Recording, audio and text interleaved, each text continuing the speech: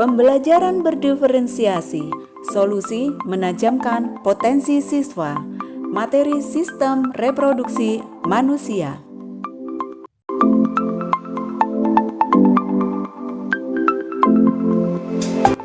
Assalamualaikum warahmatullahi wabarakatuh. Bersama Tri Nurhayati.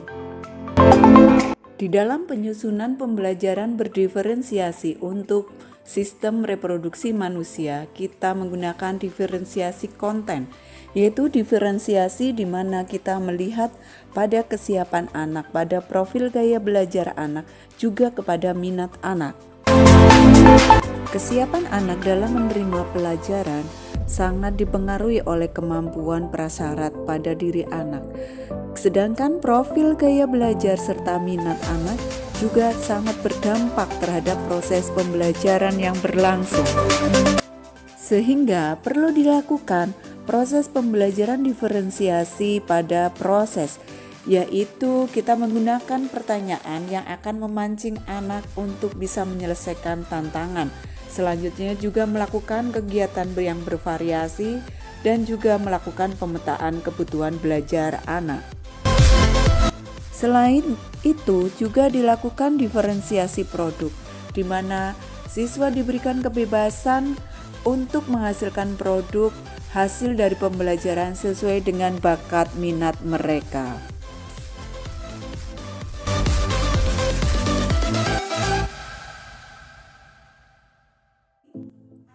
Sebelum memulai mempelajari materi sistem reproduksi manusia, guru akan melakukan tes diagnostik untuk mengetahui kesiapan anak.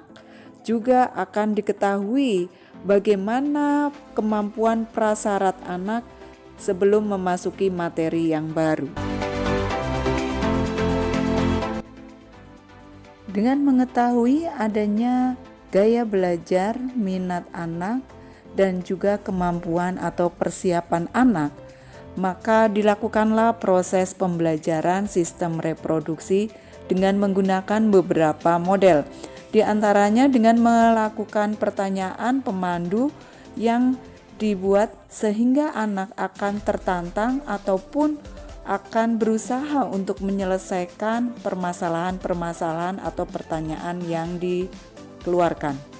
Selanjutnya juga dilakukan berbagai macam kegiatan bervariasi, dari kegiatan berkolaborasi dengan sesama teman untuk merumuskan ataupun untuk lebih memahami tentang konsep dari sistem reproduksi tersebut. Ini anak dibagi dalam 4 kelompok, di mana dalam satu kelompok akan diberikan sebuah pertanyaan dan setiap anak dalam kelompok tersebut akan berperan sesuai dengan pertanyaan tersebut. Sudah boleh berbaris. Sudah lengkap bacakan mulai dari awal. Pertama ada spermatogenesis, yang kedua terjadi mitosis, menghasilkan spermatosit primer, terjadi lagi meiosis 1, terus spermatosit sekunder, terus habis itu terjadi meiosis kedua, menghasilkan spermatid, terus spermatozoa. Ya, kelompok apa ini? Ovarium. Kelompok ovarium. Dengan model pembelajaran seperti ini, anak dengan tipe belajar kinestetik bisa terpenuhi karena adanya permainan peran pada skema oogenesis maupun spermatogenesis.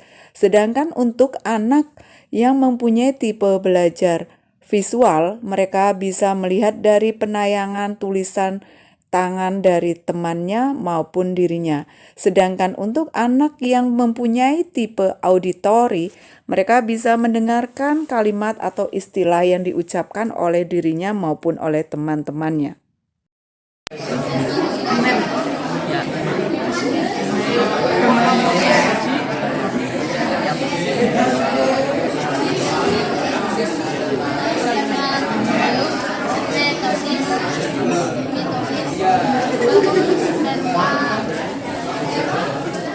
Selain dengan adanya adanya permainan peran, pemahaman konsep yang mereka dapatkan akan lebih diperkuat lagi dengan adanya kolaborasi teman dalam satu meja, di mana salah satu teman akan membacakan dan teman yang lain akan menyimak, kemudian akan mengulangi, begitu seterusnya, sehingga akan diperoleh pemahaman yang sesuai dengan yang seharusnya. Si sekunder bermeiosis satu menjadi spermasis primer dulu, terus bermeiosis satu menjadi spermasis sekunder, lalu berubah menjadi spermatozoa.